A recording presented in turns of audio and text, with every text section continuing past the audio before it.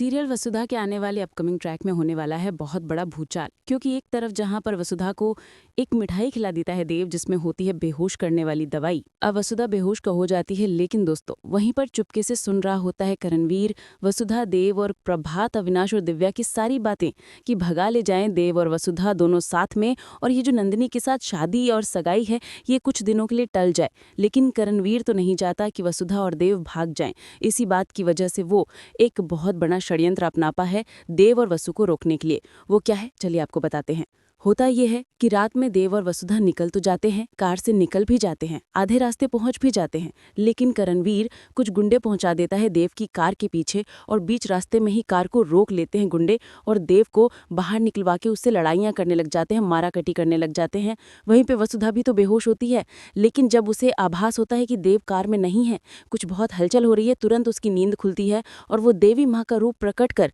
अपने धनी यानी अपने सुहाग की रक्षा करने के लिए देव की जान को बचा लेती है। दोनों ही वापस आ जाते हैं घर। लेकिन दोस्तों संयोग की बात तो देखिए, उसी समय पहुंच रहा होता है सूर भाई साहब। अब सूर भाई साहब देता है देव और वसुधा का साथ और कहते हैं कि मुझे लेने आए थे ये दोनों गांव, और वहीं पे दोनों की का जो परिचय है, दोनों की जो बात है, यानी जो देव और वसुधा की प्यार की जो बात है वो बता देता है चंद्रिका के सामने कि ये दोनों एक दूसरे से प्यार करते हैं। यहाँ पे चंद्रिका के पैरों तले जमीन खिसक जाएगी। लेकिन अब सूर भाई साहब से इतना प्यार करती है चंद्रिका कि उनके सामने वो बिखर नहीं सकती, और वसुधा की जब वो बुराई करती है तो सूर भाई साहब कह देते हैं कि देव के लिए वसु से अच्छी लड़की और कोई हो ही नहीं सकती, और तुम अगर कहती हो कि एक गांव वाली, तो मेरी दिव्या भी गांव वाली है, ऐसे तो फिर दिव्या भी तुम्हारे लिए बेकार लड़की हुई, और तुम अगर वसुधा को देव के साथ नहीं देख सकती तो फिर तुम मुझसे भी रिश्ता तोड़ दो, देखना मजेदार होगा। वसुधा और देव की शादी होनी निश्चित है।